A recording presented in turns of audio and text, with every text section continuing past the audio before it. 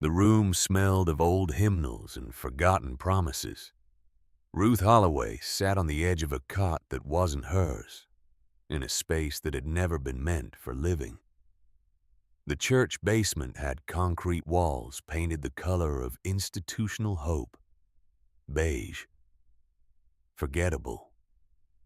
The kind of place people passed through but never remembered. She was 80 years old. Her hands, which had once typed 70 words per minute in the administrative offices of Clarkson and Webb, now trembled slightly when she buttoned her coat. Not from weakness, from cold. The basement was always cold. 2 cardboard boxes sat against the wall. Everything she owned. A lifetime compressed into containers that once held copier paper.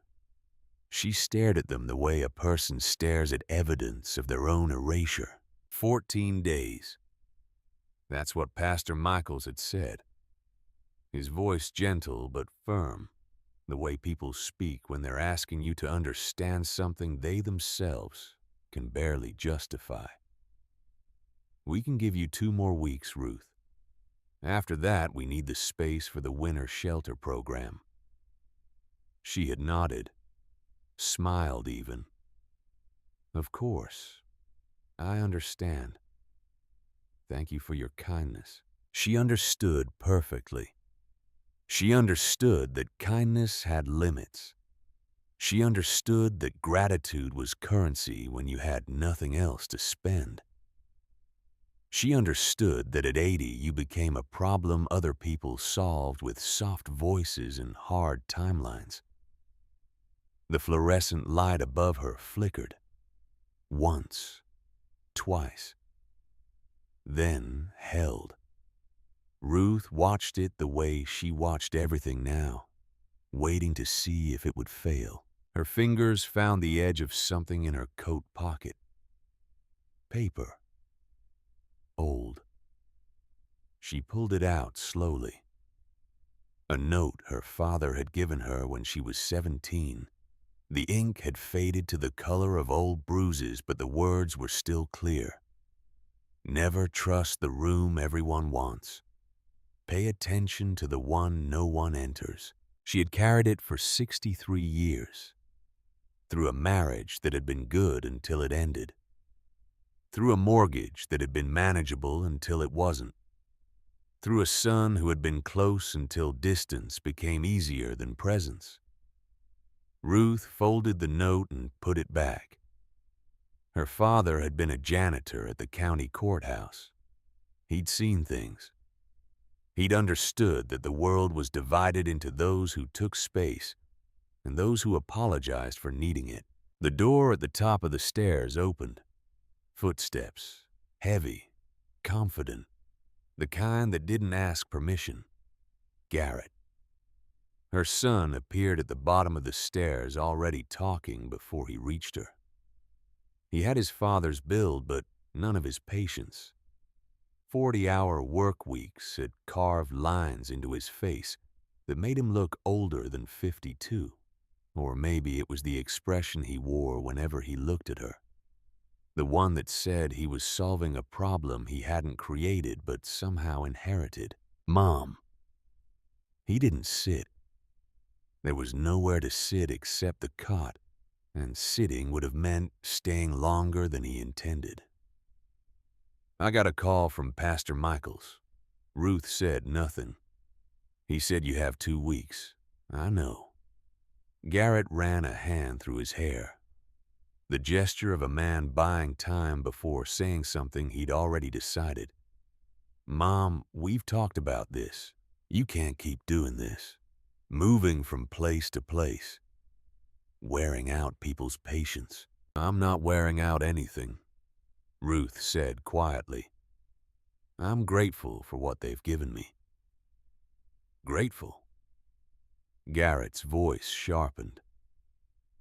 You shouldn't have to be grateful. You should have options. Real options. Ruth looked at him. She had loved this face when it was small and unguarded. When it had looked at her like she held all the answers, now it looked at her like she was the question he couldn't solve. There are assisted living facilities, he continued. Good ones. I've been researching. You'd have your own room. Meals, activities, people your age, people waiting to die, Ruth said. That's not fair. Neither is asking me to give up before I'm ready.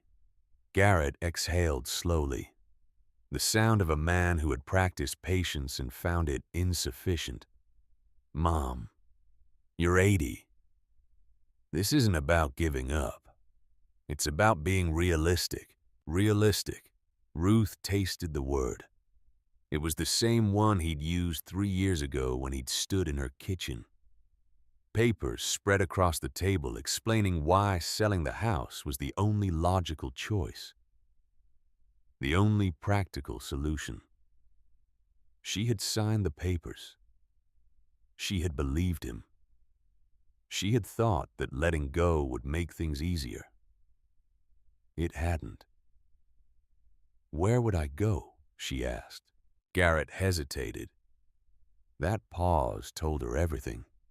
There was no room in his house, no guest bedroom that would become hers, no space that wasn't already spoken for by his wife, his daughter, his life that had no margins for an 80-year-old woman who had become inconvenient.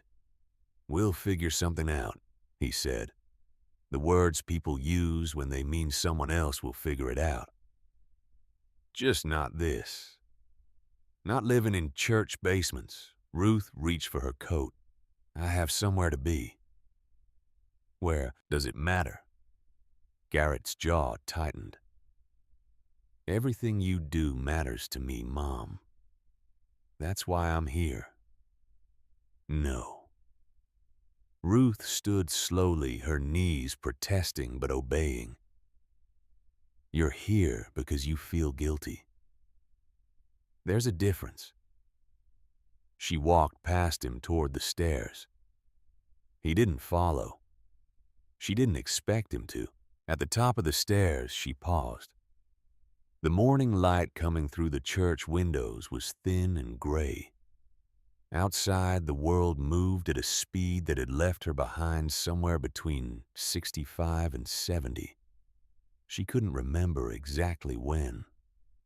Just that one day she had looked up and realized everyone was speaking a language she no longer understood.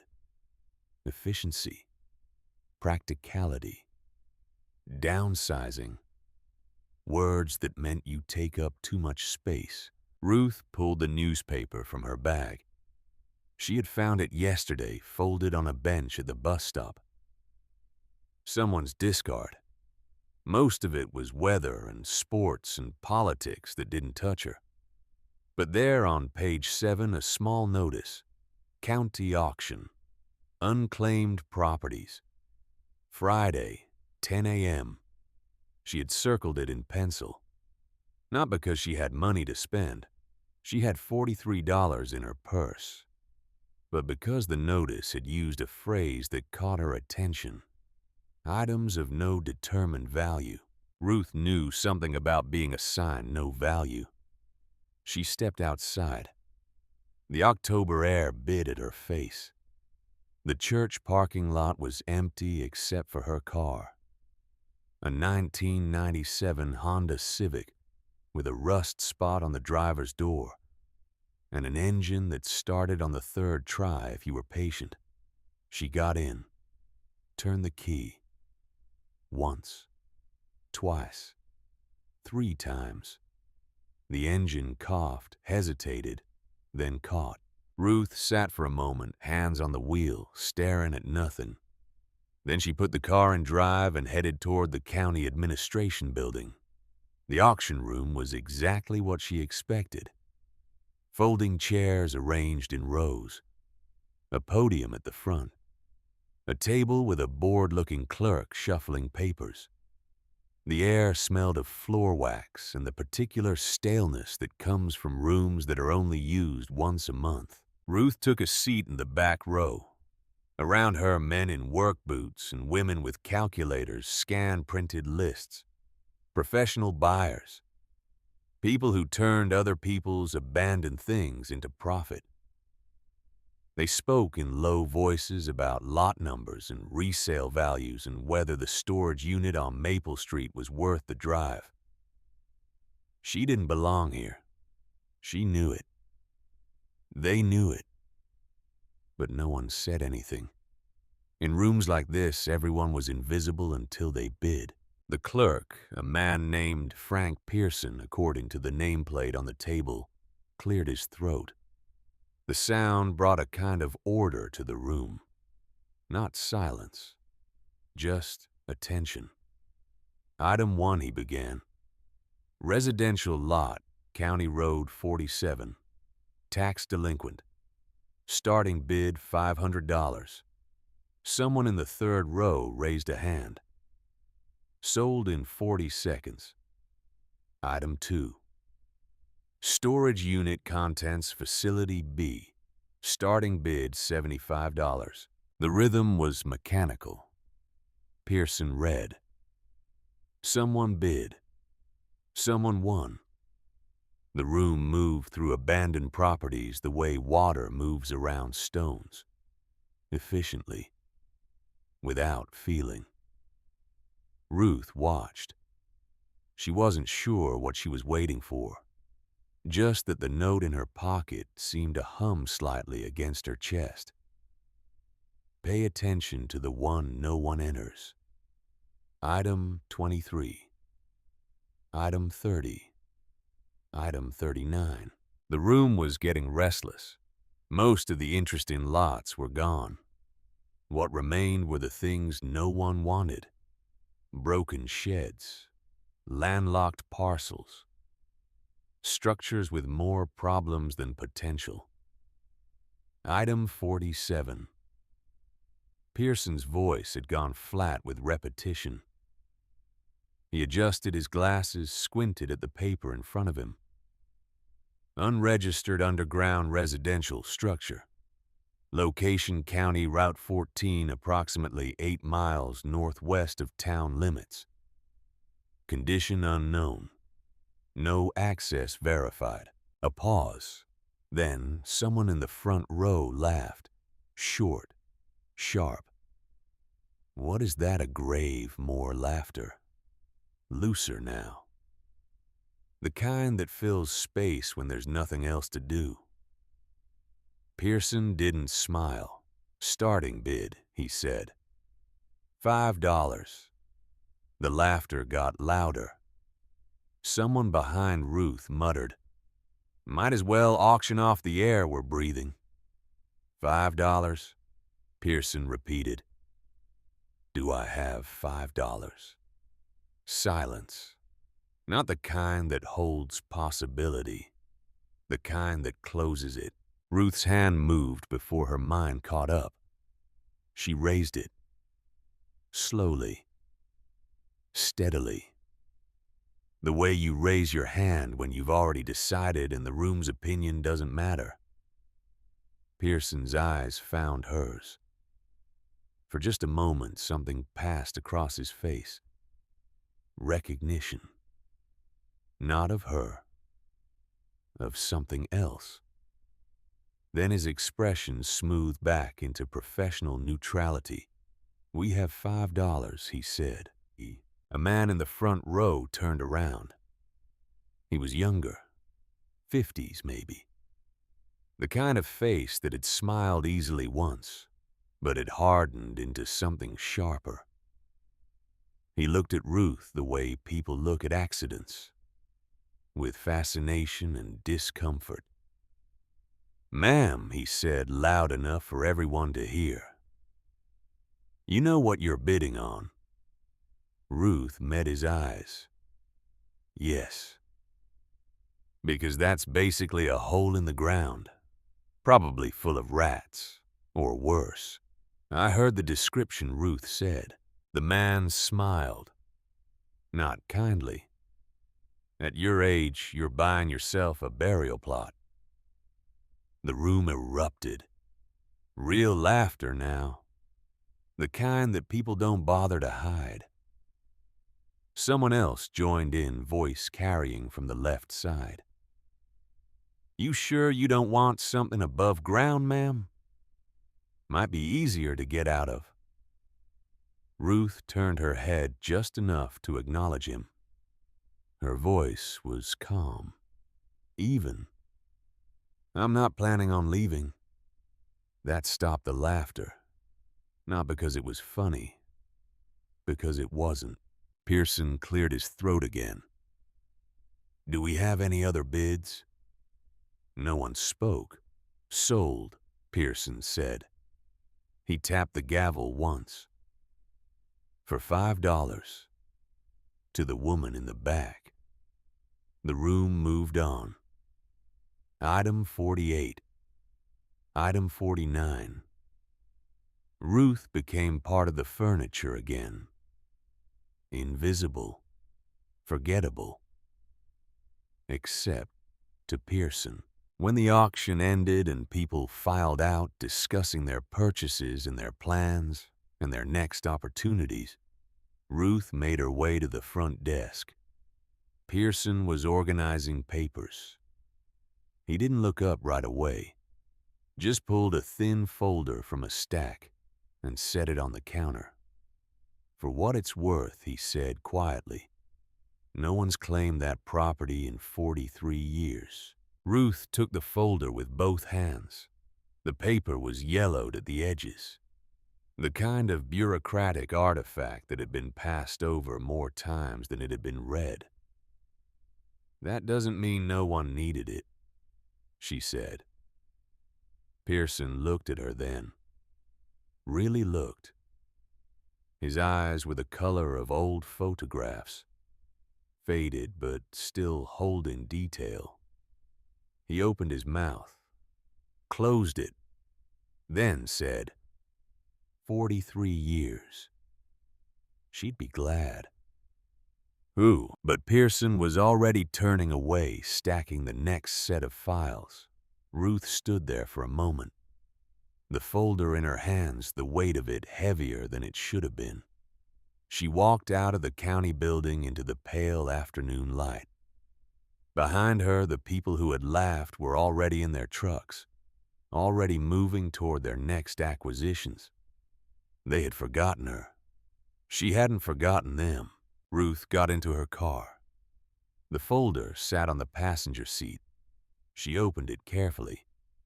Inside, a single sheet with an address that wasn't quite an address. County Route 14, mile marker 8.3, northwest. Look for the clearing. No map, no photograph.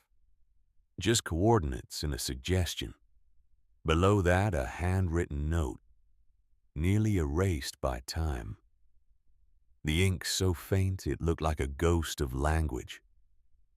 Some things wait. Ruth closed the folder, started the car, and drove. The road northwest was the kind that forgot. It belonged to the county. Paved once, maybe, but now more patch than pavement. Trees pressed close on both sides, their branches forming a tunnel that turned the afternoon dim. Ruth drove slowly, watching the mile markers. 7, 7.5, 8. At 8.3, there was nothing. Just trees and a ditch and more trees. She pulled over, got out, stood at the edge of the road looking. The clearing was there, if you knew to look for it. A gap in the trees that wasn't quite natural. Grass grown wild, but in a pattern that suggested something underneath. Something that had once been flattened, used. Ruth stepped off the road. Her shoes, sensible flats, worn smooth at the heels, pressed into uneven ground. The grass was knee-high, unmowed for years. Decades, maybe. It bent in different directions like it couldn't decide which way to grow. She walked forward, slow, deliberate. her breath steady despite the pounding in her chest. Not fear. Something else. Something she didn't have a name for yet. 50 feet in, she saw it. A patch of metal, half buried beneath weeds and dirt. Rusted. Heavy. Real. Ruth stopped in front of it. Her hand found the edge of the hatch and rested there. The metal was cold despite the sun. Cold the way things are cold when they've been underground too long. She knelt, slowly, her knees protesting, her hands already reaching for the edges, brushing away the dirt with steady strokes. The weeds came away easily. Underneath the outline of a steel hatch, 4 feet by 4 feet. Industrial. The kind of thing built to last. There was a handle, recessed. Ruth gripped it with both hands and pulled. Nothing. She adjusted her stance, pulled again, harder. The hinges groaned, a sound like the earth itself resisting. But then, slowly, the seal broke. Air hissed out. Not stale, not rotten, just still. The kind of still that comes from being held too long. Ruth lifted the hatch all the way. It fell back with a dull thud against the ground. Below, darkness. And below the darkness, concrete stairs descending. A railing bolted to the wall, rusted but intact. She stood at the edge, looking down. Most people would have stopped here. Most people would have called someone, asked for help, for permission, for assurance. Ruth stepped onto the first stair. It held. The temperature dropped immediately. Not cold, just cooler. The kind of chill that belongs to places the sun never touches. She descended carefully, one hand on the railing, one hand trailing along the wall. Behind her, the light from above shrank to a distant square.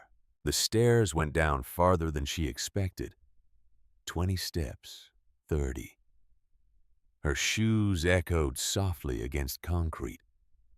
The sound swallowed almost immediately by the space below.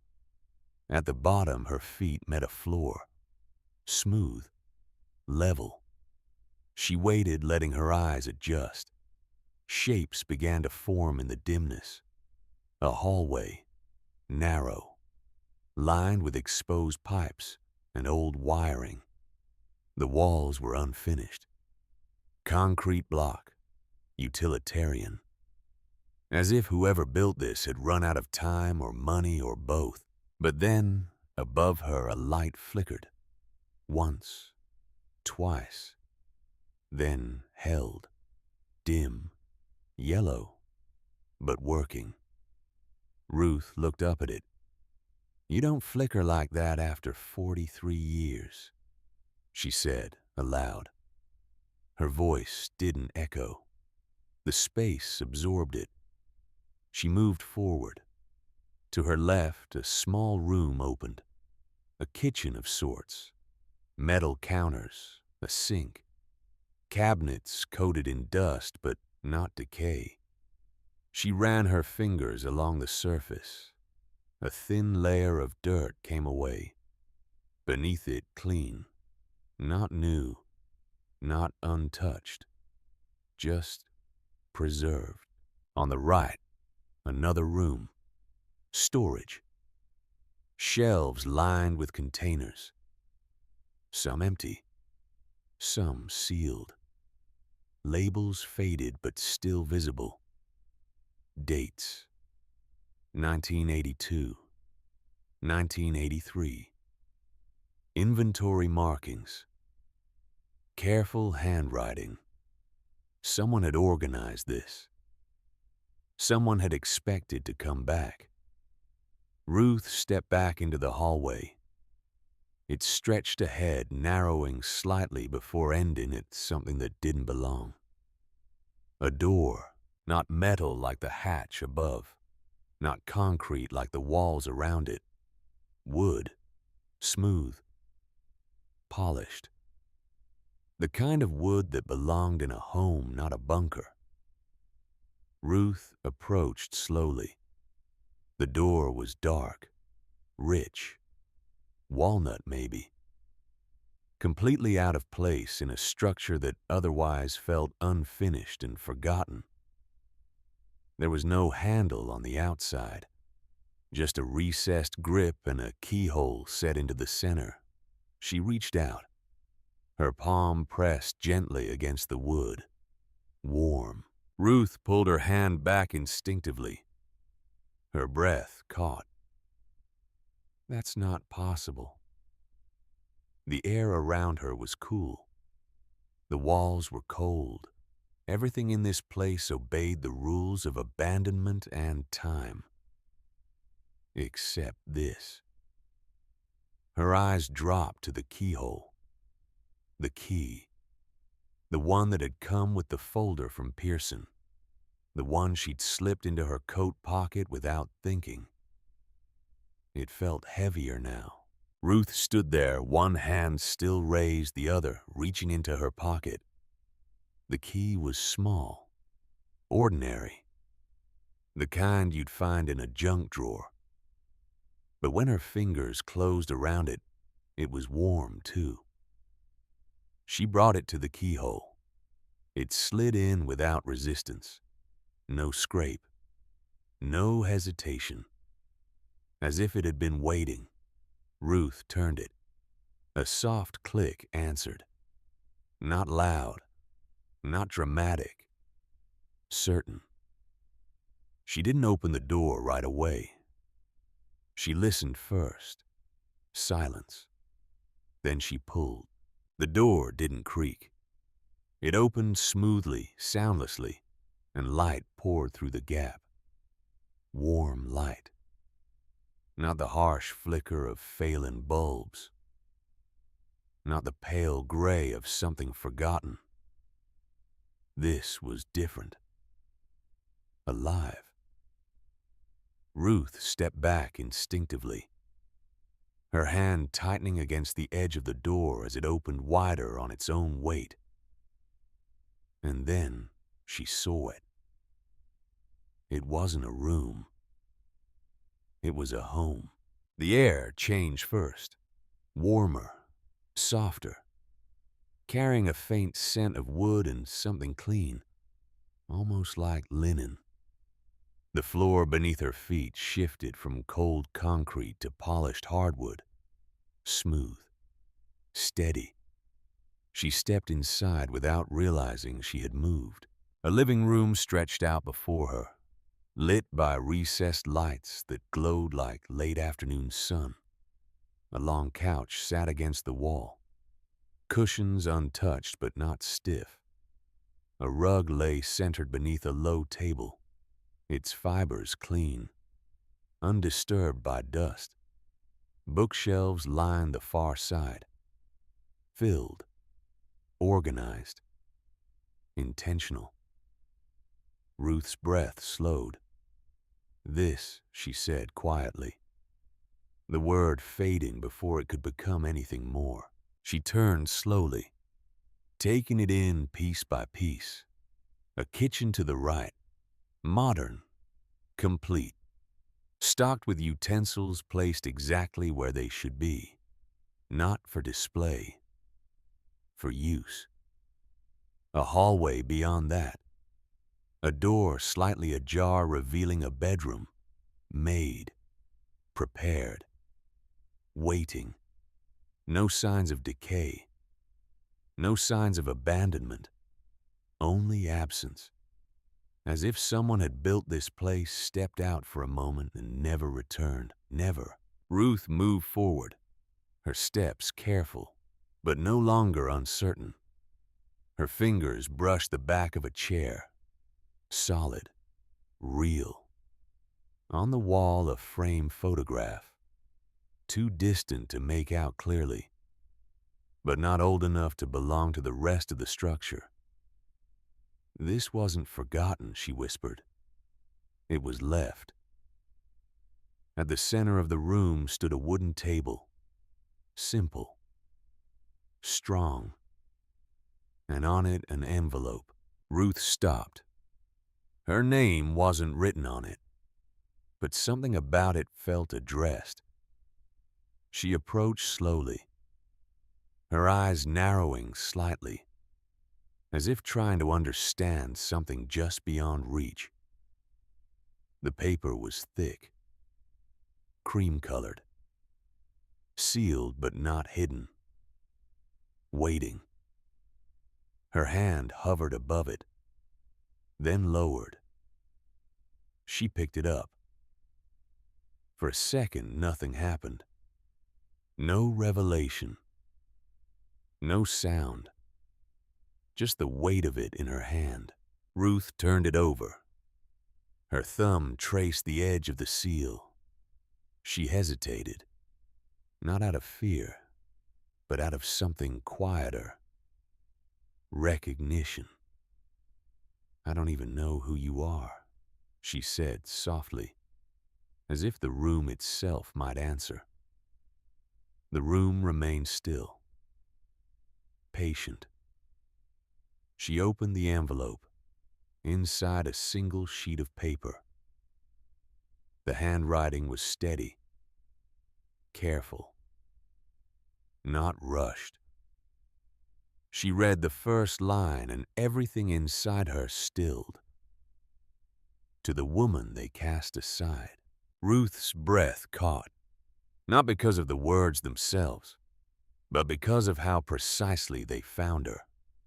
Her grip tightened slightly around the paper as she read on, each sentence pulling her deeper into something she couldn't yet explain. If you're standing here, it means you chose what no one else would. It means you stayed where others turned away. And it means you understand the value of a place that doesn't ask you to leave. Ruth lowered the paper just enough to look around again, at the light, the warmth, the quiet. For the first time in years, she didn't feel like she was passing through someone else's space. She felt expected. Her eyes moved back to the letter. This place was never meant for everyone. Only for the one who would stay when leaving was easier. My name is Thomas Monroe. I built this for a woman named Sarah. She never got to live here, but I finished it anyway. Because some things aren't built for the person who asks for them. They're built for the person who needs them and doesn't know how to ask. Ruth's hand trembled slightly. She kept reading.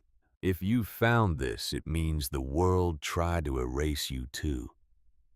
It means you know what it's like to be told you're too much or too little or too late. I'm sorry for that. But I'm also grateful because it means you're the right person. Her throat tightened. She swallowed and read the last lines. Stay as long as you need. This place is yours now. Not because I'm giving it to you, but because you found it. And finding something is different from taking it. You earned this by surviving, by continuing, by refusing to disappear. The letter was signed simply, Thomas. Below that, a date, April 1983. Ruth set the letter down carefully on the table. Her hands were shaking now, not from cold, from something breaking open inside her chest. Something that had been closed for so long she'd forgotten it was there. She looked around the room again, at the books, the furniture, the care in every detail. Someone had built this. Not for show, not for profit, for survival, for dignity, for her. A sound echoed faintly from above. Metal. Movement. Ruth froze. The silence that followed was no longer empty. It was listening. Slowly, carefully, she folded the letter and slipped it into her coat. Her gaze lifted toward the door behind her, the one she'd come through. The warm wooden door that separated this impossible home from the cold concrete corridor beyond. For the first time since she'd arrived, she wasn't alone. She moved quickly now. Back through the door, back into the hallway, the light above her still flickering, still holding. She reached the stairs and climbed. At the top, daylight hit her face, sharp and real. And there, parked 20 feet from her car, was a black SUV. 2 men stood beside it, dressed too well for the middle of nowhere. One was tall, 50s, the kind of face that smiled in business meetings and foreclosure hearings with equal ease. The other was younger, harder, his eyes scanning the field like he was cataloging property lines. The taller man saw her emerge from the hatch. His expression shifted. Surprise first, then something else. Interest. "Mrs. Holloway," he called out. His voice was smooth, practiced. "We were hoping we'd catch you." Ruth didn't answer immediately. She pulled herself up onto the surface, brushing dirt from her hands, before meeting his eyes. "I don't remember inviting anyone," she said. The man smiled, extended his hand. "James Carver, Carver Holdings. This is my associate, Mr. Preston." Ruth didn't take his hand. "What can I do for you, Mr. Carver?" Carver lowered his hand smoothly. "No offense taken. Actually, Mrs. Holloway, I'm here to do something for you." He glanced toward the hatch. Still open. Still revealing the darkness below. "That's quite a purchase you made today." "It's mine," Ruth said simply. "Of course it is." Carver's smile widened slightly. "And that's exactly why I'm here. You see, my company specializes in land development. When I heard about the auction, I looked into the property. It has potential, more than you might realize." Ruth said nothing. "I'd like to make you an offer." Carver continued. "Right now, today, $25,000. Cash. For the property and everything on it." The silence stretched. Preston shifted his weight. Carver kept smiling. Ruth looked at him, then at the hatch, then back at Carver. "No," she said. The smile thinned. "Mrs. Holloway, with all respect, you paid $5 for this. I'm offering you 5,000 times that. That's not an opportunity. That's a gift." "Then give it to someone else," Ruth said. Carver's expression hardened slightly. "There are legal complications with unregistered properties, surveys, permits, liability issues. At your age, those aren't things you want to deal with." "At my age," Ruth said quietly, "I've dealt with worse." Another pause. Then Carver reached into his coat and pulled out a business card. He set it on the hood of Ruth's car. "Think about it," he said. "Call me when you're ready to be reasonable." He nodded to Preston. They got back into the SUV.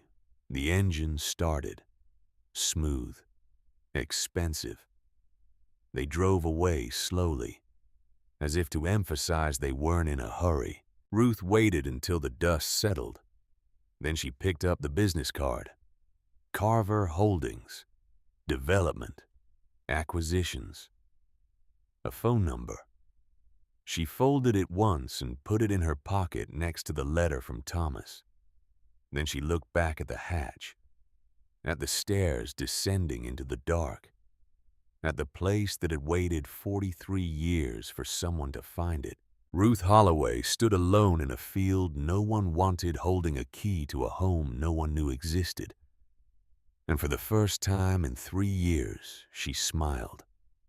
Not because she was happy, because she was no longer lost.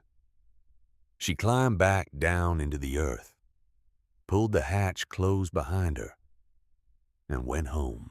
Ruth didn't sleep that first night. Not because the bed wasn't comfortable. It was. More comfortable than the cot in the church basement.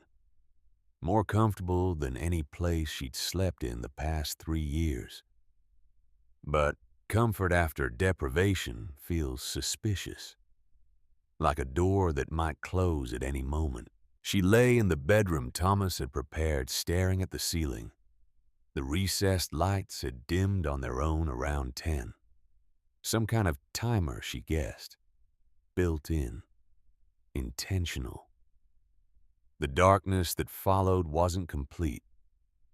A soft glow came from somewhere. Emergency lighting, maybe. Just enough to see shapes. The room smelled faintly of cedar. The kind of smell that comes from careful storage. From things wrapped and protected and waiting.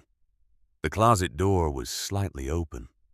Inside, she'd found blankets, pillows, linens still in plastic. Everything you'd need to set up a home. Everything except the person to live in it. Sarah never got to live here. That line from Thomas's letter kept circling through Ruth's mind. A woman who had needed this place, who had been promised it, but who had never made it through that warm wooden door. Ruth wondered what had happened. Disease, probably. That's what took people in their 70s. Quietly. Efficiently. The body deciding it was done before the person was ready. She wondered if Sarah had known about this place. If Thomas had shown her the plans. If she had died knowing there was somewhere waiting for her that the world couldn't touch. Or if she had died still believing she had nowhere to go. Ruth turned over. The mattress didn't creak. New. Or preserved so well it might as well be. Her hand found the edge of the blanket and held it, just to hold something real. Outside this room, outside this underground sanctuary, Carver was making plans. She knew men like him, had typed their letters once, filed their contracts, watched them move through offices with the confidence of people who believed the world bent toward their intentions. $25,000. It was more money than she'd seen in years. More than enough to solve immediate problems. A deposit on a small apartment. First and last month's rent. Enough left over to breathe for a while, without counting pennies. But she'd said no. Not because she was brave, because she recognized the offer for what it was. The opening bid in a negotiation she hadn't agreed to have. If Carver was willing to pay $25,000 for a hole in the ground, it meant the hole was worth more. Ruth closed her eyes. Sleep came eventually. Not deep, not restful, but it came. In the morning, the lights brightened gradually, like a sunrise simulation. Ruth woke slowly, her body confused about where she was. Then she remembered. Underground. Safe. Home. She sat up. Her knees protested less than usual. The air down here was different. Not damp like basements usually were. Dry, controlled.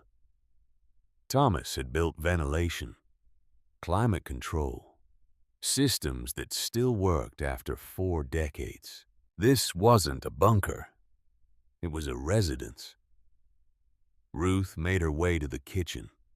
The cabinets were stocked, not with food. That would have spoiled, but with dishes, pots, utensils. A coffee maker that looked like it had never been used.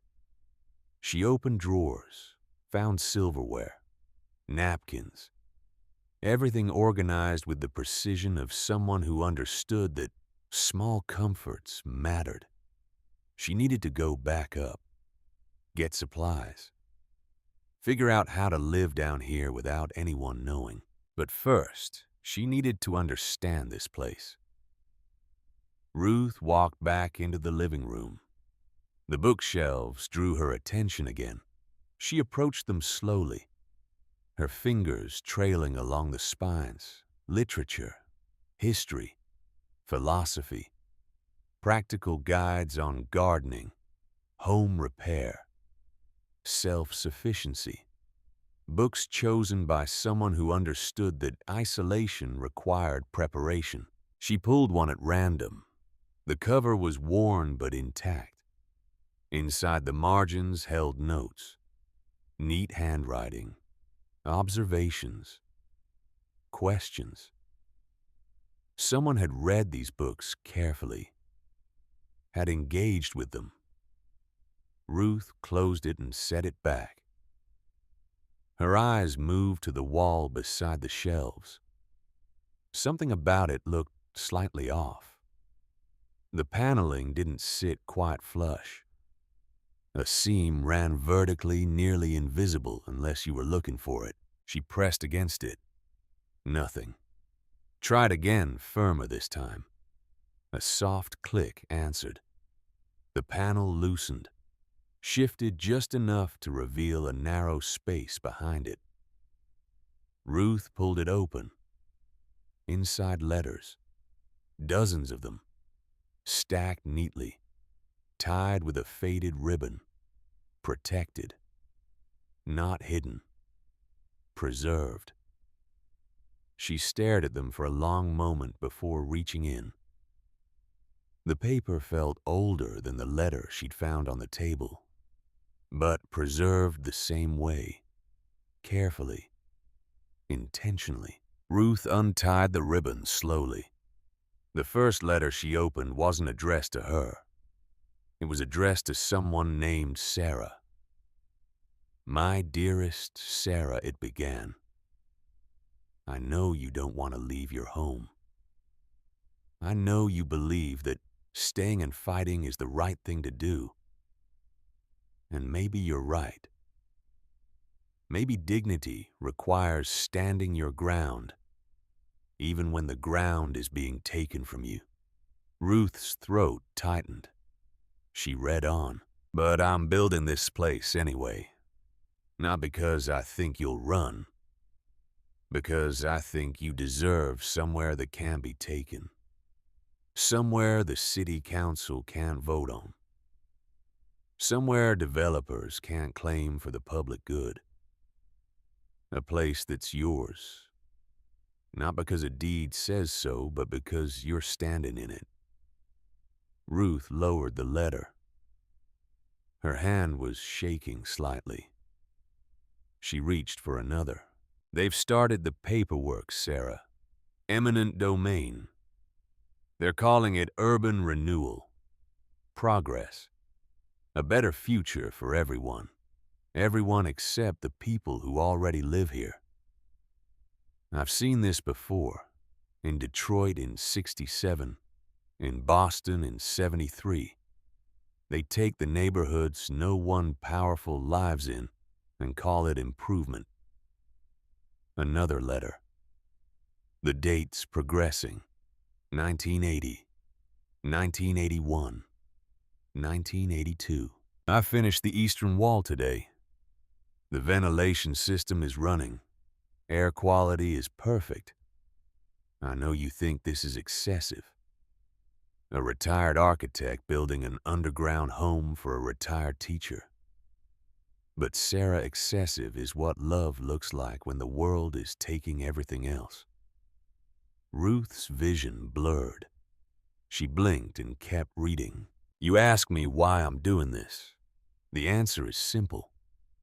Because 60 years ago, I watched my mother lose her home to a highway project. I watched her pack her life into boxes and move into my sister's basement. I watched her become smaller every day, not because she was weak, because the world had decided she didn't fit anymore. I won't watch that happen to you. Ruth set that letter down carefully.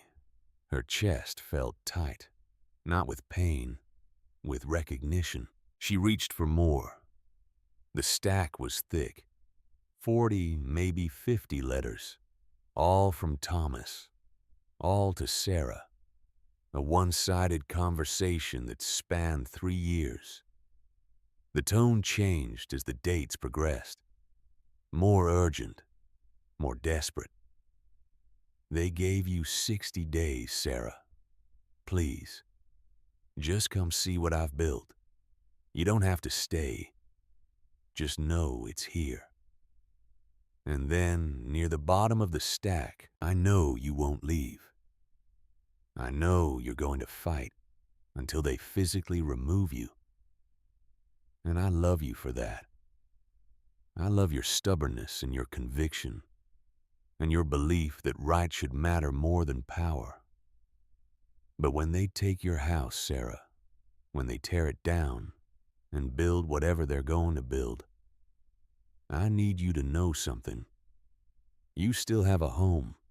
It's 8 miles northwest of here, under a field no one wants, waiting. Ruth's hands trembled as she reached for the last envelope in the stack. It was different from the others, heavier. The date on it was April 1983. She opened it slowly. Inside, just a single page. No greeting. No dear Sarah, just words. She's gone. I buried her yesterday. Pneumonia, they said. But I think it was exhaustion. From fighting. From refusing to believe the world could be this cruel. She never saw this place. Never stepped through that door. Never knew if it would have been enough. I'm finishing it anyway. Every room. Every detail. Because she deserved it. And because someday, someone else will need it. Someone the world is trying to erase. Someone who understands what it means to have nowhere left to go. If you're reading this, you're that person. The letter wasn't signed. It didn't need to be. Ruth folded it carefully and placed it back with the others. Her eyes were wet.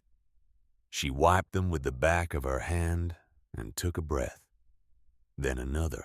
Sarah had been 72, fighting eviction, standing her ground until it killed her. Ruth was 80, and she'd already given up her ground once. Not again. She stood, her knees steady now, her hands no longer shaking. She retied the ribbon around the letters and placed them back in the hidden compartment. But as she did, her fingers brushed against something else, deeper in the space, hard, metal. Ruth reached in and pulled it out. A metal case, small, the size of a document box, locked. She turned it over in her hands. The lock wasn't complex, just a simple clasp. But it had been sealed deliberately, protected. Ruth carried it to the table, set it down, stared at it for a moment. Then she went to the kitchen, found a butter knife, and worked the clasp. It resisted, then gave way with a sharp click. Inside documents, not letters, official papers. Stamped, dated, legal. Ruth lifted the first page. Her eyes scanned quickly, then slower. Then she sat down. It was a deed, original, from 1952. Property on Maple Street. Owner Sarah Catherine Monroe. Below that, a survey map. Property lines clearly marked. A small house, a yard. Sarah's home. Below that, correspondence. Letters from the city. Notices. Legal filings. The language was bureaucratic, sanitized. But the message was clear. Eminent domain. Public necessity. Compensation offered. The compensation was insultingly low. $3,000 for a home and property worth 10 times that. Ruth kept reading. Sarah had fought, filed objections, requested hearings. Every step documented, every step denied. And then at the bottom of the stack, something that made Ruth's breath catch. A transfer document, dated June 1980, showing Sarah's property being transferred to the City Development Authority. Except Sarah's signature wasn't on it. Ruth stared at it, looked closer. The signature line was blank. No name, no date. Just a stamp. Approved. Filed. Processed.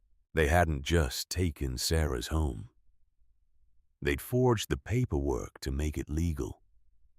Ruth's hands tightened on the document. She kept digging. More papers. More maps. And then something else. A trust document. Dated March 1983. The language was dense, legal, but the core was clear. Thomas had created a trust, placed this underground property into it with one condition. Property reverts to resident if occupied for 30 consecutive days. Cannot be seized, cannot be claimed, cannot be transferred without resident consent. Ruth read it again, then a third time, her mind working through the implications. If she stayed here, if she lived here for 30 days, the property became legally hers, protected, untouchable. But there was more. Attached to the trust was another survey map. This one showing not just the underground structure, but the surface land. The boundaries extended far beyond what Ruth had assumed. Acres. Not just the clearing. The whole northwest section. And beneath it all, a geological survey, dated 1979, marked confidential. Ruth unfolded it carefully. The technical language was hard to parse, but certain words stood out. Mineral deposits, lithium, significant concentration, commercial viability high. Her stomach dropped. This wasn't about a hole in the ground. This was about what was under it.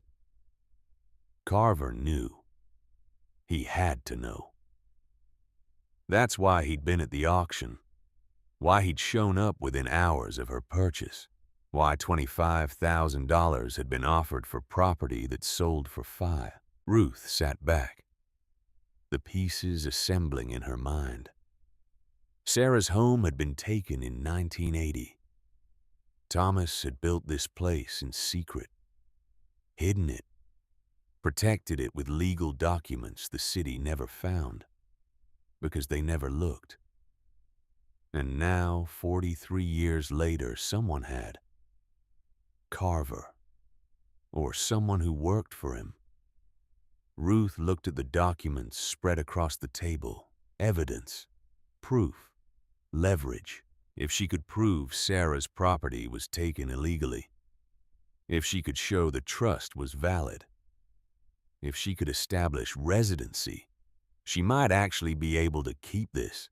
But first, she needed help. Legal help. The kind she couldn't afford. Ruth gathered the documents carefully, placed them back in the metal case, locked it. She stood, moved to the door, and stopped. A sound from above, faint but distinct. Footsteps. She froze, listened. The footsteps continued. Multiple people, voices, muffled by earth and concrete but getting closer. Ruth moved quickly, back to the bedroom. She grabbed her coat, the metal case, the letters from the hidden compartment, everything that mattered. Then she went to the warm wooden door and opened it. The concrete hallway beyond was cold and gray, the opposite of the home she was leaving behind. She stepped through, pulled the door shut behind her, locked it. The key went into her pocket. The voices were clearer now, coming from the hatch above. Ruth climbed the stairs quietly. At the top, she paused, listened. Garrett's voice. And someone else.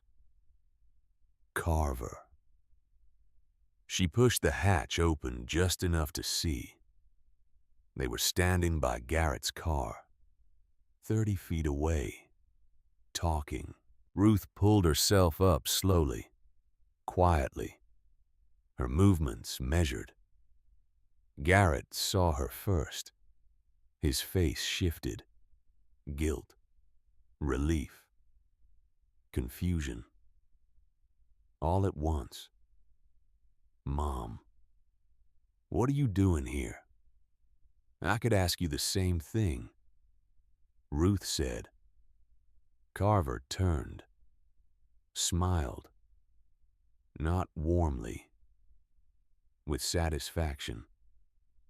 Mrs. Holloway, I was just explaining to your son the concerns we have about this property. Garrett stepped forward. Mom, he contacted me yesterday, told me what you bought. I was worried. Ruth looked at him, then at Carver. You told him it was dangerous.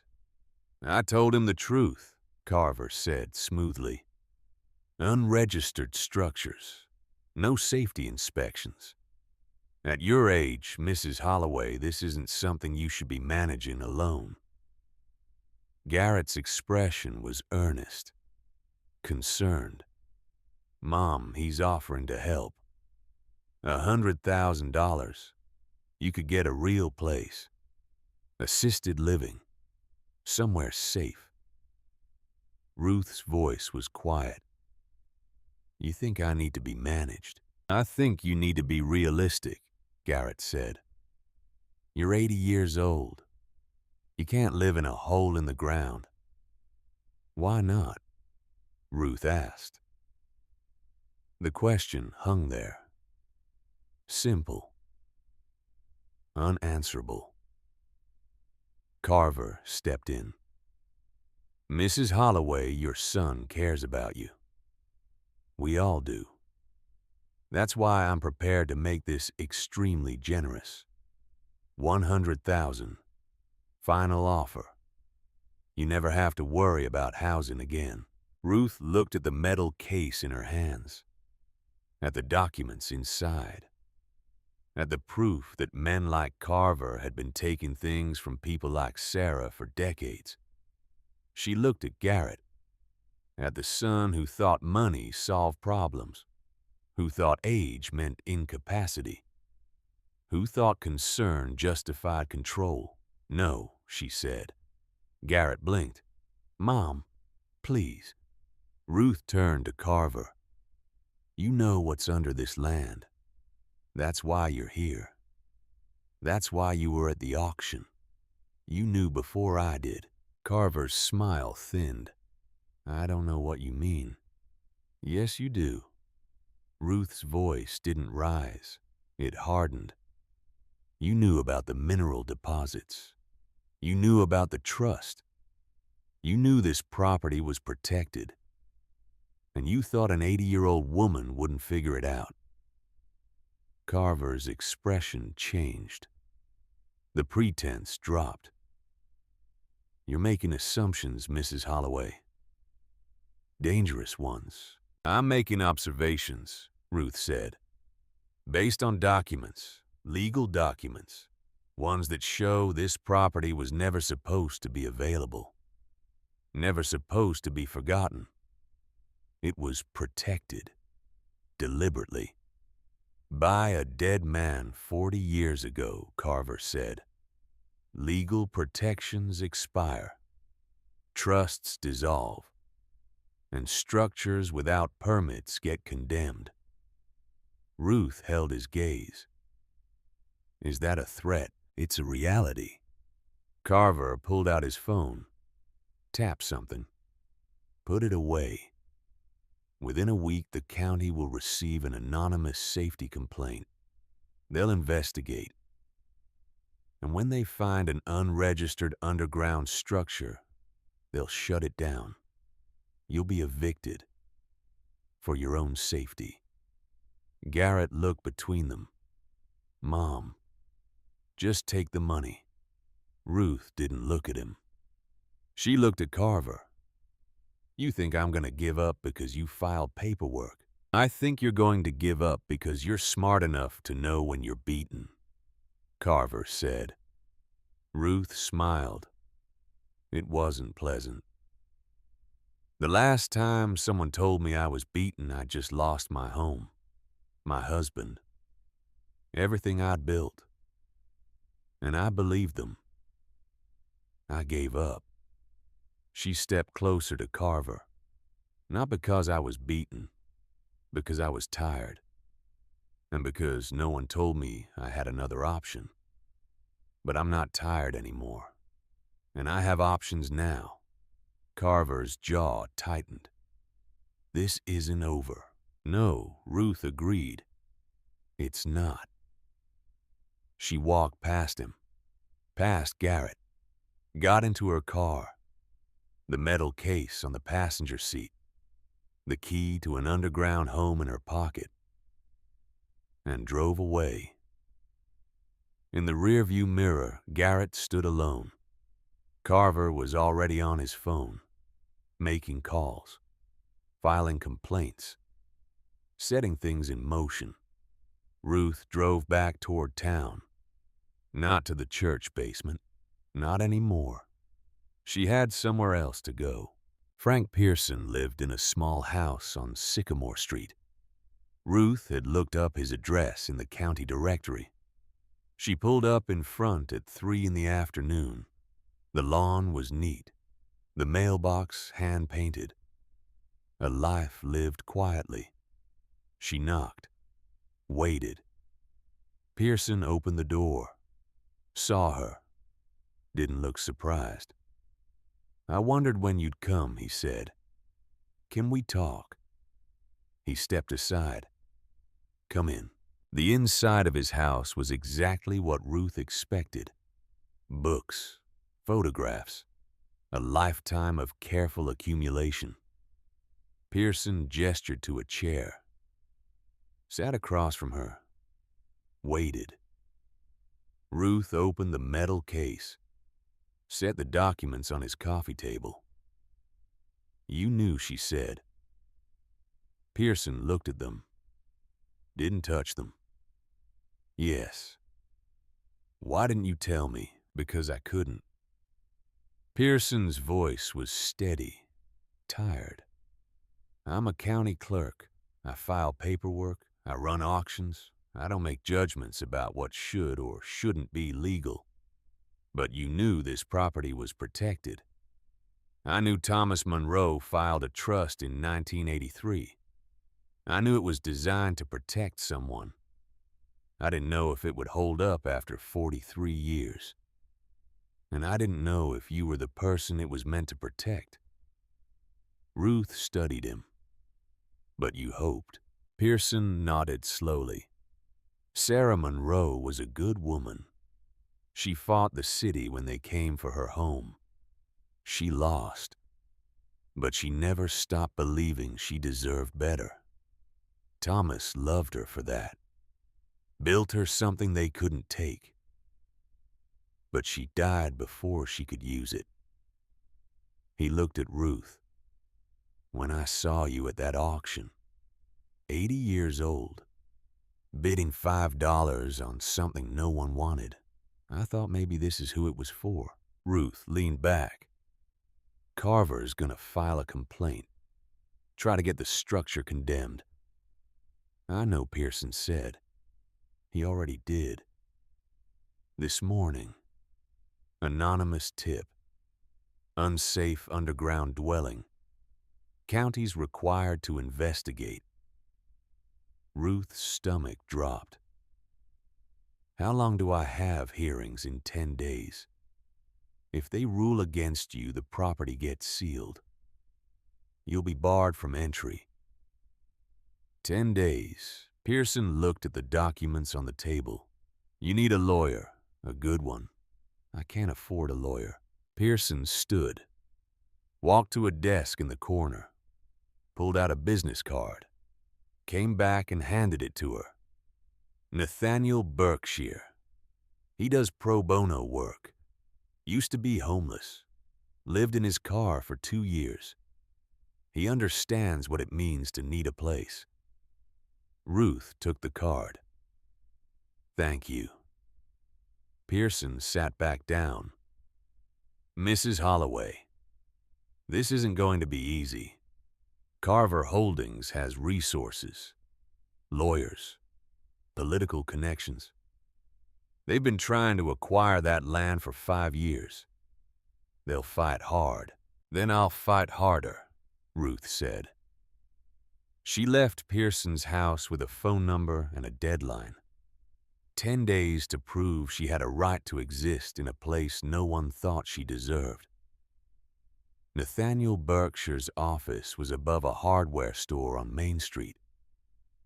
Ruth climbed the stairs slowly, her knees aching, her resolve not. The door was unlocked. Inside a waiting room that was more hallway than room, chairs that didn't match, a desk with papers stacked in organized chaos.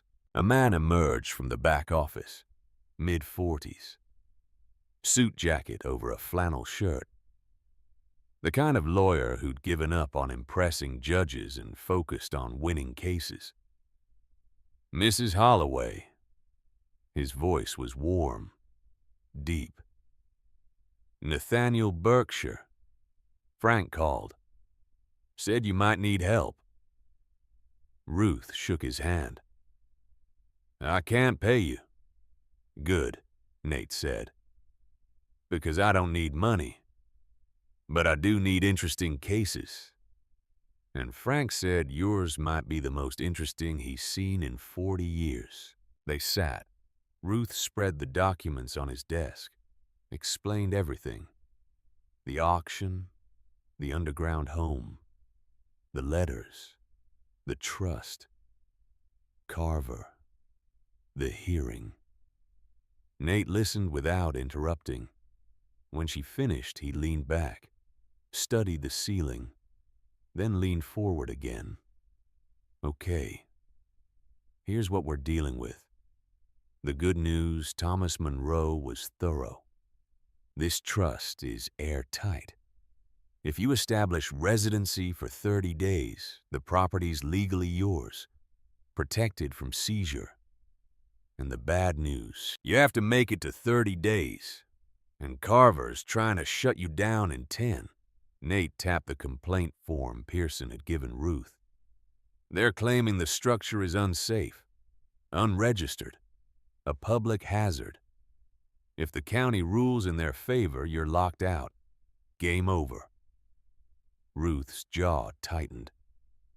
Can they do that? If the structure actually is unsafe, yes. But here's the thing. He pulled out the geological survey. This isn't about safety. It's about lithium. Carver wants the land, the minerals, the development rights. You're in his way. So what do? We prove the structure is safe. We prove the trust is valid. And we prove Carver's complaint is motivated by profit, not public interest. Nate looked at her. But to do that, I need to see this place. I need to document it, photograph it, get an engineer's report. Ruth nodded. When tomorrow morning? Bring me to your $5 inheritance. Let's see what you actually bought. That night, Ruth went back to the church basement, packed her 2 cardboard boxes, everything she owned. By dawn, she'd moved it all underground, into the home Thomas had built, into the place Sarah had never seen, into the only space Ruth had ever walked into and felt like she belonged. She stood in the living room, the warm light glowing, the books waiting, the silence not empty, just patient. Nate arrived at 9. Ruth met him at the surface, led him down the stairs, through the concrete hallway, to the warm wooden door. She unlocked it, opened it, stepped aside. Nate walked in, stopped, stared.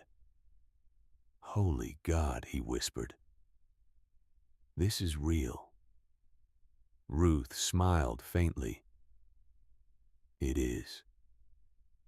He walked through every room, took photographs, measurements, notes, checked the ventilation, the electrical, the plumbing, everything. When he finished, he came back to the living room and sat down. Just sat. Quiet. Finally, he spoke. This isn't a bunker. It's a home. Yes, Ruth said. Thomas Monroe built this for someone he loved. Someone the world threw away. Yes. And now you're the one living in it. Yes. Nate looked at her. We're going to win, Mrs. Holloway. I don't care what Carver throws at us. We're going to win. Ruth wanted to believe him, but belief required hope, and hope had been in short supply for a long time. 5 days before the hearing, Garrett showed up. Ruth was in the underground kitchen when she heard footsteps above. She climbed the stairs, found him standing at the hatch opening, looking down. Mom. His voice echoed slightly. Can I come down? Ruth hesitated, then nodded. He descended carefully, looked around the concrete hallway, then saw the wooden door. What is that? He asked. Home, Ruth said. Ruth. She opened it. Let him see. Garrett walked in slowly, his expression shifting from skepticism to confusion to something like awe. This was here the whole time, he asked. 43 years, Ruth said. Garrett walked through the rooms, touched the furniture, looked at the books, came back to the living room, sat down. Mom, I don't understand. Why didn't you just sell? Take the money, live somewhere easier? Ruth sat across from him, because easy isn't the same as right. Carver offered $100,000. I know. That's real money, Mom. That's security. No, Ruth said quietly. That's comfort. There's a difference. Garrett looked at his hands. I thought I was helping. When I sold your house. When I told you to be practical. I thought I was protecting you. You were protecting yourself, Ruth said. From having to worry about me. From having to make space for me. From having to deal with the inconvenience of an aging mother. Garrett flinched. That's not fair. Neither is being 80 and having nowhere to go, Ruth said. But here we are. Silence settled between them. Heavy, real. Finally, Garrett spoke. What do you need? Ruth looked at him. To know you're on my side. Garrett met her eyes. I am. I'm sorry I wasn't before, but I am now. Ruth nodded once. Then stay. Help Nate prepare. Testify at the hearing if we need you. Garrett stayed. For 3 days, he and Nate worked, documenting, organizing, building a case. Ruth watched them, grateful, wary, not yet trusting, but beginning to hope. 2 days before the hearing, Ruth found Sarah's diary. It was in a drawer in the bedroom, small, leather-bound. The pages yellowed but intact. She opened it carefully, flipped through. Most entries were mundane. Daily observations, weather, meals, the quiet documentation of a life lived alone. But near the end, the tone changed. March 14th, 1980. They delivered the notice today. Eminent domain. 60 days to vacate. I told them I wouldn't go. Thomas says I'm being stubborn. Maybe I am. But this is my home. I bought it in 1952 with money I saved teaching. I raised my son here. Buried my husband from here. They don't get to take it just because they want the land. March 28th, 1980. Thomas showed me the plans today. An underground home. Hidden. Safe. He wants me to leave before they force me out. But leaving feels like surrender. I don't know what to do. April 10th, 1980. I told Thomas no. I'm staying. I'm fighting. He looked sad. But he said he'd finish building it anyway. For me. For later. For whoever needs it next. Ruth's throat tightened. She kept reading. June 2nd, 1980. They came with bulldozers. I stood on my porch and refused to leave. The police carried me out. Literally carried me. I'm 72 years old, and they carried me like I was furniture. June 5th, 1980. Thomas picked me up from the station. Took me to his house. I slept in his guest room. Woke up and cried. Not because I lost, because I fought and it didn't matter. June 10th, 1980. Thomas says the underground home is almost done. He wants me to see it. I told him I would, but I don't know if I can. Walking into a place built for safety feels like admitting I need protection, and I'm not ready to admit that. The entries stop there. The next page was dated March 1983. I chose not to hide. I wanted to fight for my home above ground. But Thomas was right. Sometimes the fight isn't about winning. It's about making sure the next woman doesn't have to fight alone. If someone finds this, know that I tried. And know that Thomas built you something they can't take. Use it. Don't let them erase you the way they erased me. The diary ended there. Ruth closed it carefully, her eyes wet, her hands steady. Sarah had fought and lost, and died knowing she'd lost. But she'd left something behind. Not just a home, a message, a warning, a gift. Ruth stood, placed the diary on the table next to Thomas's letters. Evidence, proof, history. Tomorrow was the hearing. Tomorrow she'd stand in front of a judge and fight for the right to exist in a place people like Carver thought she didn't deserve. She didn't know if she'd win. But she knew she wouldn't give up. Not like she had before. Not when Sarah and Thomas had given her a second chance. Ruth looked around the warm room, at the light, the books, the quiet dignity of a place built for someone who never got to use it.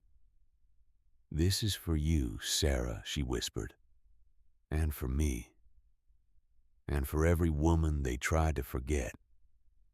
Then she went to bed, ready, resolute, and no longer alone.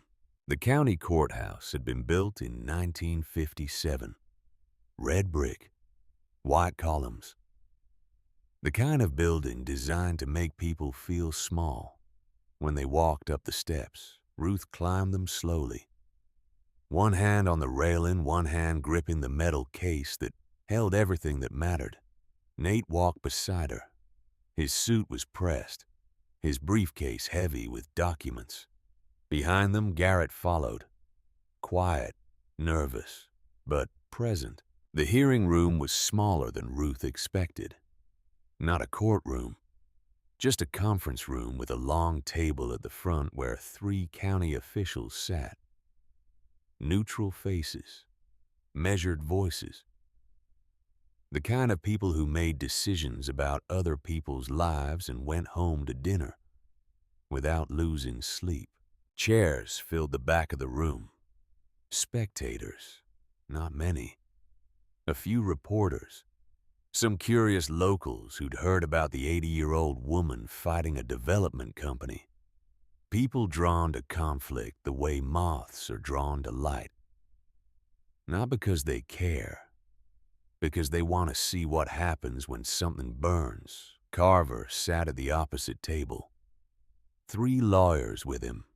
Expensive suits, leather folders. The kind of legal team that charges by the hour and wins by exhaustion. Ruth took her seat next to Nate, set the metal case on the table, folded her hands on top of it. The official in the center, a woman named Margaret Chen, cleared her throat. The room quieted. "This is a hearing to address complaint number 2026-347, filed regarding an unregistered structure located on County Route 14. The complaint alleges safety violations and requests immediate condemnation of the property." She looked at Ruth. "Mrs. Holloway, you are the current owner of record. Is that correct?" "Yes," Ruth said, her voice steady. "And you purchased this property at public auction 6 days ago for $5. Yes." Chen glanced at her notes. "The complaint alleges that the structure on this property is unregistered, uninspected, and potentially hazardous. Do you dispute these allegations?" "I dispute the characterization," Ruth said. not the facts. One of the other officials, a man with gray hair and reading glasses, leaned forward. "Mrs. Holloway, are you aware that underground residential structures require specific permits, engineering surveys, safety inspections?" "I am now," Ruth said. "Were you aware when you purchased the property number?" The man exchanged a look with Chen. "Then the concern here is clear. You've taken ownership of a structure that may not meet safety standards. At your age, the risk of injury, accident, or worse." "At my age," Ruth interrupted gently, "I've survived plenty of unsafe situations. Church basements with faulty wiring, rental rooms with mold in the walls, sleeping in my car during a snowstorm because I had nowhere else to go." The room went very quiet. Ruth continued. "So, forgive me if I don't find your concern particularly convincing. You're not worried about my safety. You're worried about liability." Chen's expression didn't change. "Mrs. Holloway, this hearing is about whether the structure meets code, not about your personal history." "My personal history is why I'm here," Ruth said. "Because people like you have been telling people like me where we can and can't live for a very long time. And usually the places we can't live are the places someone else wants." Carver's lead attorney stood. A man in his 50s named Douglas Reeve. "With respect, Your Honor, this is exactly the kind of emotional deflection that wastes the court's time. The facts are simple. The structure is unregistered. It has no permits. It poses a potential danger to the occupant and the surrounding area. The county has a legal obligation to condemn it." Chen nodded. "Mr. Berkshire, do you have a response?" Nate stood. "We do." He opened his briefcase, pulled out a thick folder, and set it on the table. The structure in question was built in 1982 by Thomas Monroe, a licensed architect with 40 years of experience in underground construction.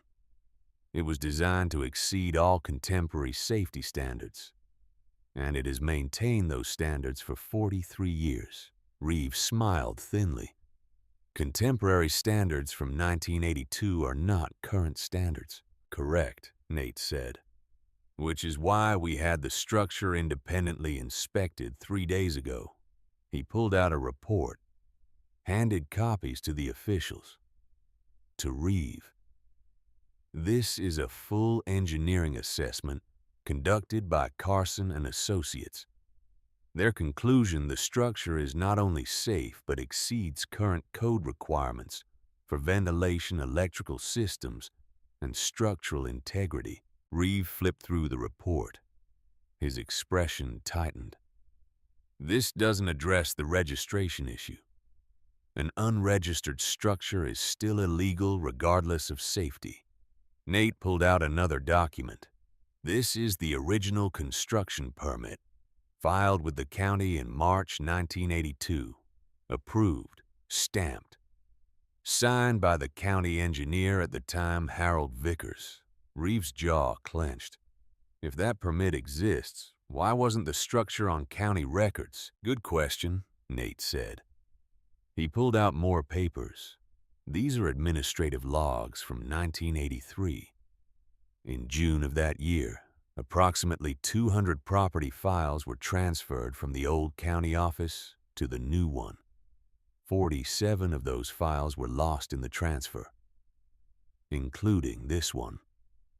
The structure wasn't unregistered," Nate continued.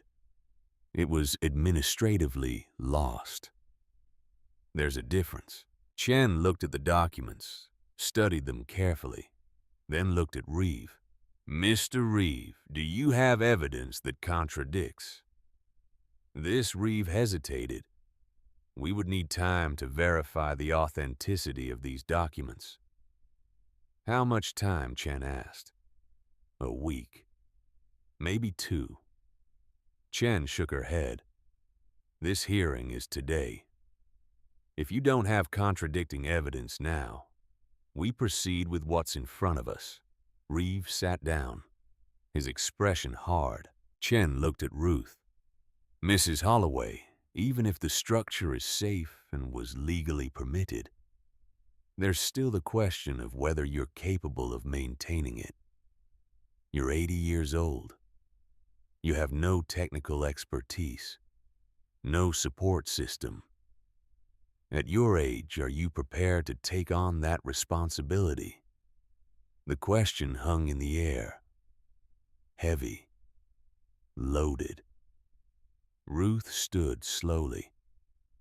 Her knees cooperated. She looked at Chen, then at the other officials, then at the room. I've been asked that question in different ways for the past 5 years. She said, am I capable? Am I strong enough? Am I young enough? The answer people want is no, because no makes everything easier for everyone else. Her voice didn't rise, it deepened. I lost my home 3 years ago, not because I couldn't afford it, because my son convinced me selling was the practical choice, and maybe it was, for him. But for me, it meant losing the place where I'd lived for 30 years, where I'd raised a family, where I'd buried a husband, where I'd existed without asking anyone's permission. She paused. Let the silence to sit. After that, I moved between spare rooms, guest bedrooms, church basements, places people gave me out of kindness and took back out of necessity. And every time I had to leave, I was told it was for my own good, that I needed to understand my limitations, that at my age I should be grateful for what I could get. Ruth's hands tightened slightly on the edge of the table. So, when I found a place no one else wanted, a place I could afford with the $5 in my purse, a place that had been waiting for 43 years for someone to need it, I didn't ask if I was capable. I asked if I deserved it. She looked directly at Chen, and the answer is yes. Not because I'm strong, not because I'm young, but because I'm still here. And being here means I haven't given up, even when the world told me I should. The room was absolutely silent. Ruth continued, You're not asking if the structure is safe. You're asking if I deserve to occupy it. And I'm telling you, the question isn't about capability. It's about dignity.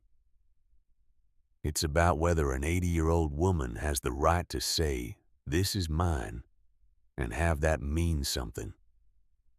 She sat down, her heart pounding, her hands steady. Chen wrote something, didn't look up. Then she did. Mr. Berkshire, do you have any other evidence to present? One more thing, Nate said. He gestured to Garrett. I'd like to call a witness. Garrett stood, walked to the front, sat in the chair indicated. Chen looked at him. State your name for the record. Garrett Holloway. And your relationship to Mrs. Holloway. I'm her son. Reeve stood immediately. Objection. Family testimony is biased. Chen looked at him. This isn't a trial, Mr. Reeve. I'll allow it. She turned to Garrett. Mr. Holloway, what would you like to say? Garrett looked at his mother, then at the officials. 3 years ago, I convinced my mother to sell her home. I told her it was the practical choice, that she couldn't manage the maintenance, the expenses, that at her age, downsizing made sense. He swallowed. I was wrong. Reeve shifted in his seat. Garrett continued. I wasn't thinking about what she needed. I was thinking about what was easier for me. And after she sold, I watched her move from place to place. Always temporary. Always apologizing for needing space. Always making herself smaller so she wouldn't inconvenience anyone. His voice cracked slightly. I told myself I was helping. But I was just making her someone else's problem. Chen's expression softened just slightly. And now I've seen the place she bought. Garrett looked at Ruth. It's not a hole in the ground. It's a home. A real home.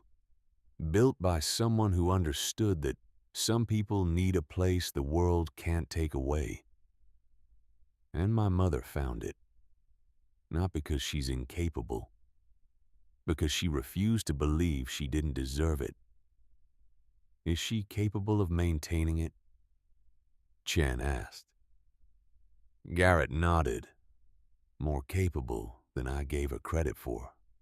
More capable than she's had the chance to prove in years. Thank you, Mr. Holloway, Chen said.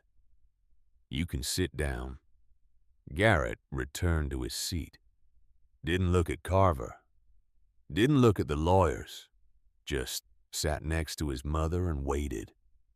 Chen conferred quietly with the other two officials. The conversation lasted 3 minutes. Maybe 4. Time moved differently when your future was being decided by people who didn't know you. Finally, Chen looked up. Based on the evidence presented, this hearing finds the following. 1. The structure was legally permitted in 1982. 2. It meets current safety standards as verified by independent inspection. 3. Mrs. Holloway has demonstrated both capability and intent to maintain the property. Ruth's chest tightened. The complaint is dismissed. The property will not be condemned. Mrs. Holloway retains full ownership and access. Chen banged the gavel once. Hearing adjourned. The room erupted. Not with cheers, just movement. People standing, talking. Reporters scribbling notes.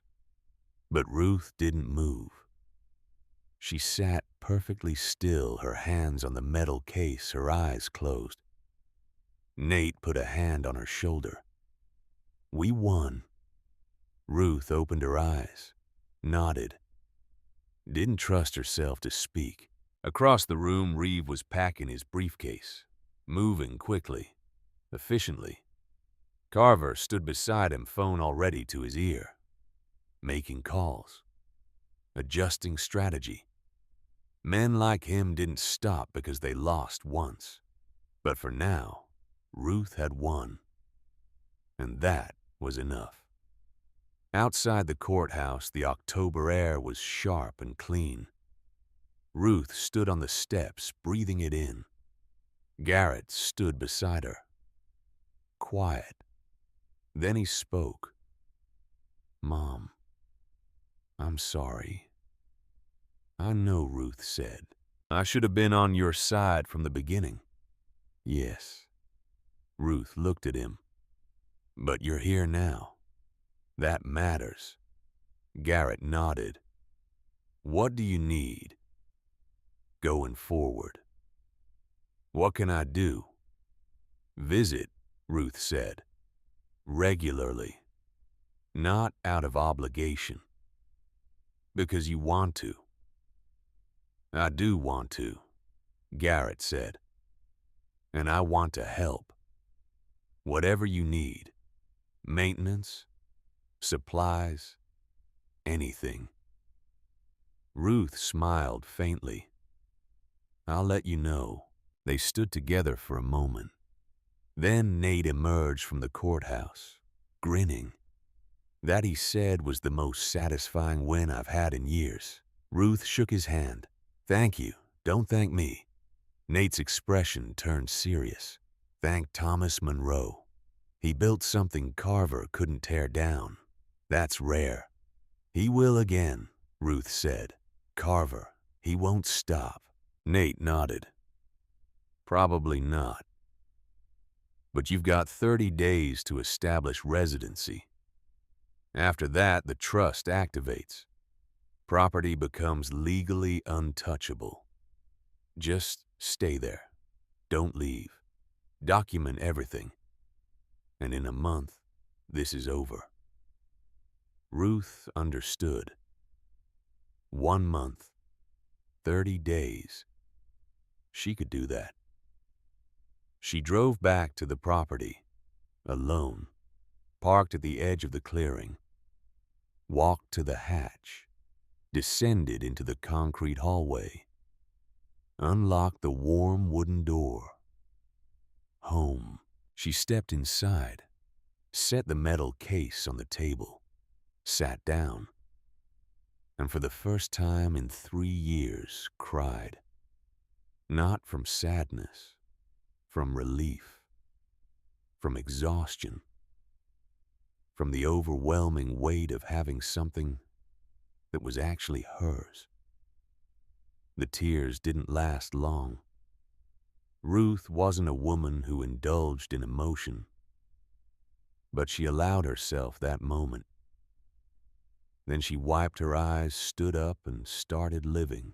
2 days later, Carver came back. Not to the property. To the coffee shop where Ruth had gone to buy groceries. She was loading bags into her car when a black SUV pulled up beside her. Carver stepped out, alone this time. No lawyers, no associates, just him. "Mrs. Holloway," he said. "Can we talk?" Ruth closed her trunk. "We're talking."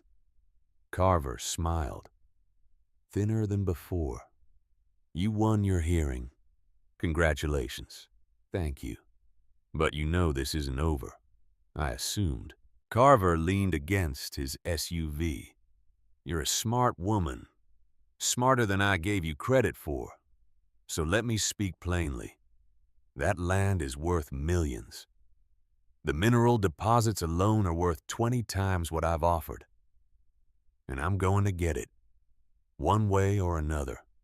Ruth looked at him. "Is that a threat?" "It's a reality." Carver's voice didn't rise. It stayed calm. "Reasonable. I can wait 30 days. I can wait 30 years, but eventually you'll sell. Or you'll die. And when that happens, the property goes to probate. To your son. And he'll sell. Because he understands numbers." Ruth held his gaze. "You're probably right." Carver blinked, surprised. "You're agreeing I'm acknowledging reality," Ruth said. "I'm 80. I won't live forever. And when I'm gone, Garrett might sell. Probably will sell. So why fight?" "Because I'm not dead yet." Ruth's voice hardened. "And while I'm alive, this place is mine. Not yours. Not the county's. Mine. And I'm gonna live there, and I'm gonna die there. And you're gonna wait." Carver's smile disappeared. 500,000. Final offer. Right now. You never have to think about this again. Ruth picked up her grocery bags. "I've already thought about it. The answer's no." She walked past him, got in her car, started the engine. Carver called after her. "You're making a mistake." Ruth rolled down her window. "No, I'm correcting one." She drove away. In the rearview mirror, Carver stood alone in the parking lot, phone already out, making more calls. But this time, Ruth wasn't afraid. She'd won the hearing. She'd established her right, and in 28 days, the property would be legally protected forever. All she had to do was survive. The days that followed settled into a rhythm. Ruth woke with the gradual brightening of lights, made coffee in the kitchen Thomas had built, read books from the shelves Sarah had never touched, existed in a space that asked nothing of her except that she be there. Garrett visited twice a week, brought supplies, fixed small things, a loose cabinet hinge, a flickering bulb, acts of service that felt like apology and reconciliation all at once. Nate came once to document her residency, took photographs, time-stamped everything, built a record that would hold up in court if Carver tried again. And Ruth waited, not passively, actively, deliberately, claiming space she'd earned. On day 23, someone knocked on the hatch above. Ruth climbed the stairs, opened it carefully. A woman stood there. Late 60s, worn coat, a suitcase beside her, eyes that had seen too much and expected nothing. "I'm sorry to bother you," the woman said, her voice hesitant. "The clerk at the county office, Frank Pearson. He said you might have space." Ruth looked at her. Space for what? The woman's eyes welled. "Anywhere. I got evicted. Medical bills. I couldn't keep up. And I don't have family. I don't have anywhere." Ruth recognized that expression, had worn it herself not long ago. "What's your name, Carol?" the woman said. "Carol Stevens." Ruth stepped aside. "Come in." Carol descended slowly, looked around the concrete hallway, then saw the warm wooden door. "What is this place?" Home Ruth said. "If you need it to be."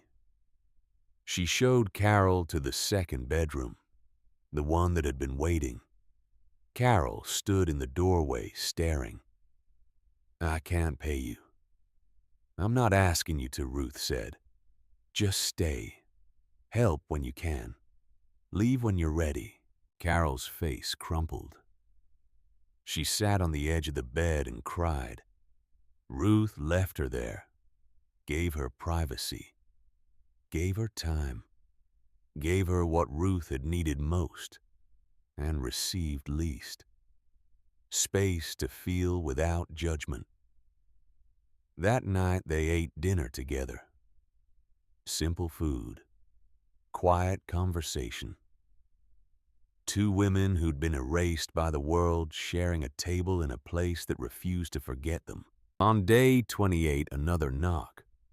A younger woman this time, 74.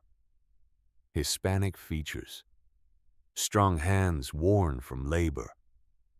Her name was Rosa. She'd been living with her daughter until the fights got too frequent and the accusations too sharp. "You're a burden. You're too much. Why can't you just go to a home?" Ruth showed her to the third bedroom. Rosa cried too, but her tears were angry, frustrated. The tears of someone who'd given everything and been told it wasn't enough. The three women existed together, not as friends yet, just as people who understood what it meant to need shelter and find it in a place the world had overlooked. On day 30, Ruth woke to the sound of voices in the kitchen. Carol and Rosa making breakfast, talking quietly, laughing at something small and unimportant and real. Ruth lay in bed for the moment listening. Then she got up, joined them, sat at the table Thomas had built, drank coffee in the home Sarah had never seen, and for the first time in years felt like she belonged to something larger than her own survival. That afternoon, Nate called. "It's official. 30 days. The trust is activated. Property's legally yours. Protected. Carver can't touch it." Ruth closed her eyes. "Thank you. Congratulations, Mrs. Holloway. You did it." She hung up, stood in the living room, looked around. At the books, the furniture, the warm light, the space that had waited 43 years for her to find it. "We did it," she whispered. To Thomas, to Sarah, to everyone who'd believed a person deserved a place, even when the world said otherwise. 3 months later, the space had transformed, not physically, but in presence. 4 women now, then 5, then 6, each one brought by Pearson, by Nate, by word of mouth among people who knew what it meant to have nowhere to go. Ruth didn't advertise, didn't recruit, didn't make rules beyond the essentials. Respect the space. Help when you can. Stay as long as you need. The women ranged in age from 68 to 84. Different backgrounds, different histories, but all sharing the same fundamental experience. The world had decided they were done, and they'd refused to believe it. They cooked together, shared books, told stories, argued about politics and recipes, and whether the ventilation made the air too dry. The arguments were good. They meant comfort, familiarity, the luxury of disagreeing with someone who wasn't going to ask you to leave because of it. Garrett visited every Sunday, brought his daughter sometimes. A girl of 14 who listened to the women's stories with wide eyes and asked questions no one had asked in years. What was it like when you were young? What did you want to be? Did you get to do it? The women answered honestly. Sometimes yes, mostly no. But we're still here, and that counts for something. One evening in January, Ruth sat in the library. The hidden panel was open. The letters from Thomas to Sarah spread across the table. She'd been reading them again, slowly, carefully, trying to understand the man who'd built this place. Carol found her there, sat down quietly. "What are those letters?" Ruth said. "From the man who built this place to the woman he built it for. Did she ever live here? No. She died before she could." Carol was quiet for a moment. Then why did he finish it? Ruth looked at the letters, at the careful handwriting, at the evidence of love that had outlasted death. Because he understood something important. Some things aren't built for the people who need them. They're built for the people who will need them. Carol nodded slowly. "Like us." "Yes, like us." That night, Ruth wrote a letter of her own, not to anyone specific, to whoever came next. She wrote about finding the place, about the hearing, about Carver and Garrett and the women who'd made this house a home. She wrote about Sarah, about Thomas, about the gift of being seen when the world had decided you were invisible. And at the end, she wrote, "If you're reading this, it means I'm gone, and it means you're the one who needs this place now. Don't be afraid. Don't apologize. Don't ask permission. This place was built for you. Not because you earned it, because you survived. And survival is enough." Stay as long as you need. Help when you can. And when you leave, make sure someone else knows this place exists.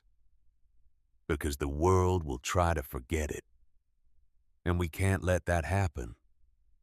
She signed it simply, Ruth.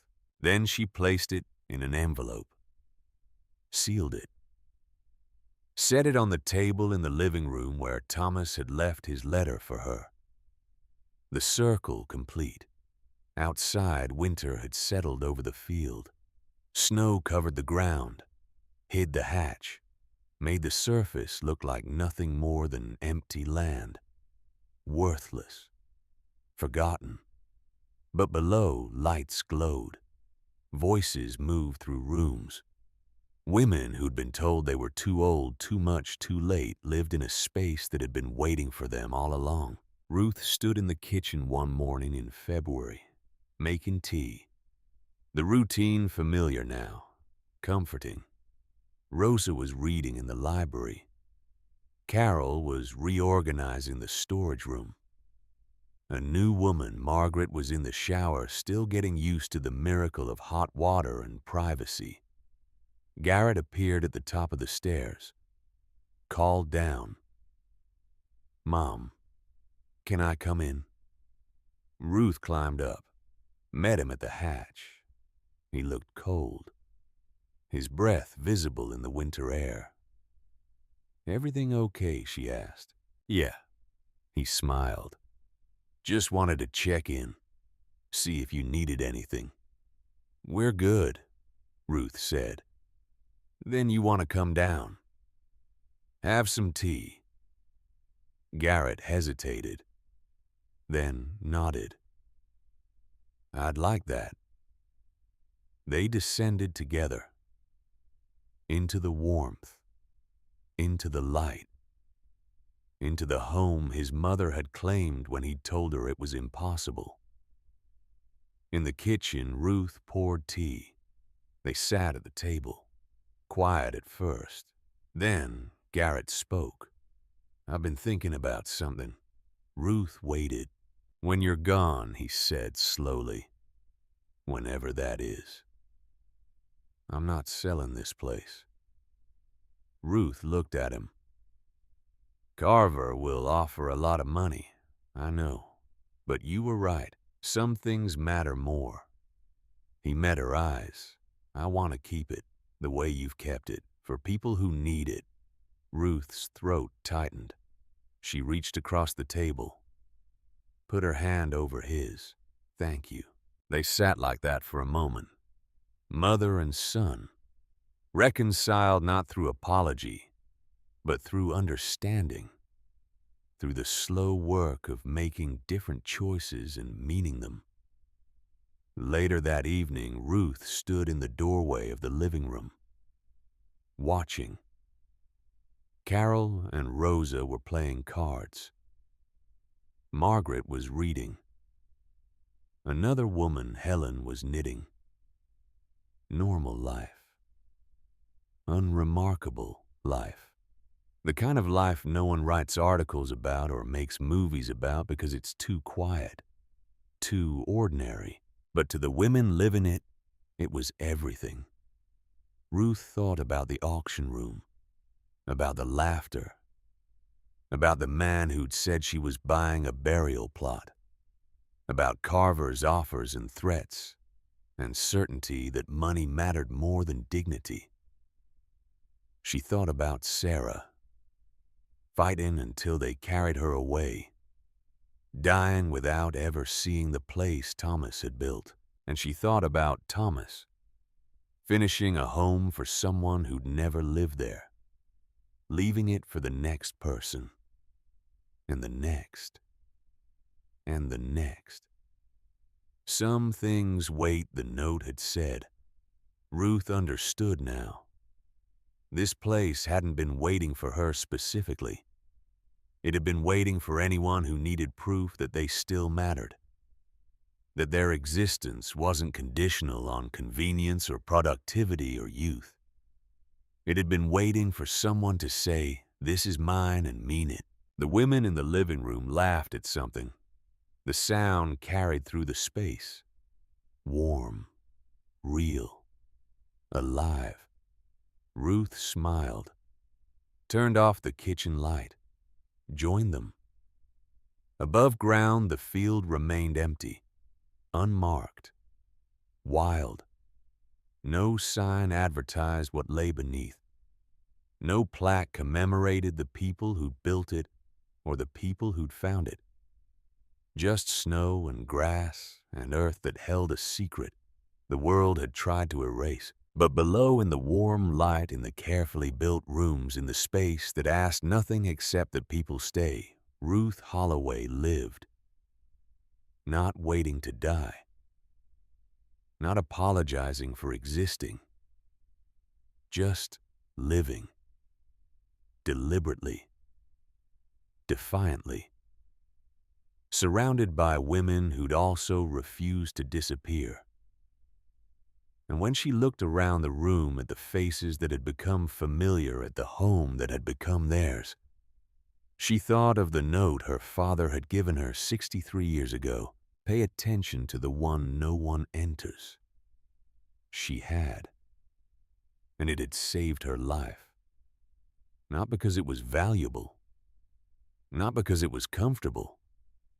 But because it was hers. And because, in a world that told 80-year-old women they'd used up their space, this place said differently. It said, you belong here. You've always belonged here. And no one can take that away. Ruth closed her eyes, breathed in the warm air, and knew for the first time in years that she was exactly where she was supposed to be. Home.